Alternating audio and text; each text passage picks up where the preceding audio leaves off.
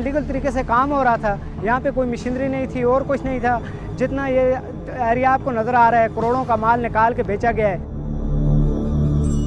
औरंगजेब और उस जैसे कई दूसरों पर इस कान का राज खुला भी तो ऐसे कि कई बरसों इस हादसे की परवरिश करता वक्त 11 गरीब घरानों के वाहिद कफीलों को अपने साथ ले गया।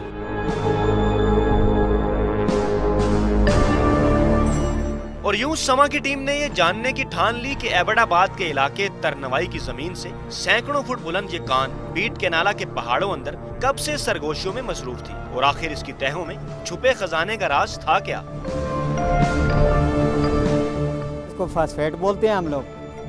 ये भी एक मिनरल है और इसका ज़्यादा इस्तेमाल जो है वो जनाब अली खाद का इस्तेमाल होता है।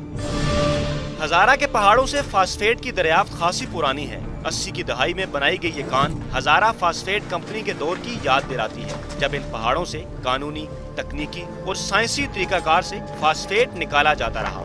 इस दौर के कानकुन मोहम्मद अली वक्त की सुइयां घुमाकर हमें कई बरस पीछे ले गए। ये जिस कान में हम खड़े हैं ये तकरीबन इसके 25 साल हो गए। वो जो लोग काम करवाने वाले थे वो बाकायदा एक्सपर्ट थे और इंजीनियर थे और मतलब माहिर लोग थे। तो अभी तो यहाँ पे हर आदमी जो है वो जियोलॉजिस्ट भी बना हुआ है और खुद ही इंजीनियर भी बना हुआ है। उसने अपने तरीके पे कानें शुरू की हैं जिससे ये हादसे हो रहे हैं। और अब सफर इस कान से सैकड़ों फीट ऊपर का, जहाँ 25 जनवरी का हादसा 11 इंसानी जाने खा गया। पहाड़ों की चोटियों के दरमियान बेलचों और कस्सी की मदद से सरंजाम पाने वाला ये काम कानकुनी तो हरगिज नहीं, हाँ मौत का खेल जरूर है। एज मैनेजर मैं तो माइन उसको बोलता हूँ जो कि अंडरग्राउंड जाती है। इसकी चीज़ को हम क्वारी भी बोलते हैं और ट्रंच भी कह देते हैं।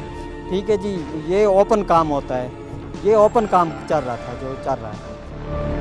कानकुनी की तकनीकी जुबान में सी ब्लॉक कहलाने वाले सरकारी इलाके में मादनियात निकालने का यह गैर कानूनी और खतरनाक काम मकामी इंतजामिया और सूबा खैबर पख्तूनख्वा के महकमा मादनियात के अफसरान की मिली भगत बताया जाता है, जिन पर बाकायदा मंथली लेने का इल्जाम है। महकमा मादनियात की मिली भगत से इन लोगों ने काम शुरू कर रखा था। सी ब्लॉक में ये एक ही जगह नहीं है, कोई 10 से 15 जगह हैं जहाँ से ये गैर कानूनी धंधा हो रहा है।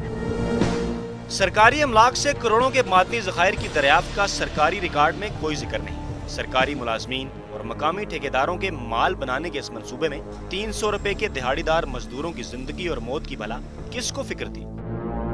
इनकी कोई इंश्योरेंस भी पहले से नहीं है, कोई सोशल सिक्योरिटी का सिस्टम भी नहीं था। जो काम हो रहा है उसमें कोई टेक्निकल बंदा उनके साथ नहीं है कि जो उनको बताए कि आप इस तरह कटाई करें और इस तरह कटाई करें। सैकड़ों फीट ऊंची फास्फेट की इस कान के राज की कीमत 11 इंसानी जाने ठहरी और यूं 11 गरीब कानकुन इस दुनिया से जाते जाते जहां अपनों की आंखें नमनाक कर गए, वहीं सरकारी इदारों के लिए कई सवाल भी छोड़ गए। पहाड़ों के भेदी इसकी तहों का राज जानने में मसरूफ थे कि अचानक पहाड़ ने अंगड़ाई ली और यूं पत्थरों का नसीब तराशते इन गरीब कानकुनों के नसीब पर ही पत्थर आन गिरे। क्या 11 कीमती इंसानी जानों का ज़या कानकुनी के इस गैर कानूनी कारोबार की रोकथाम का बायस बन सकता है? इसका दारोमदार मुतलका हुकूमती इदारों की कारकर्दगी पर है। कैमरामैन काशिफ बाजवा के साथ फयाज राजा, समा, भटकनाला, एबटाबाद।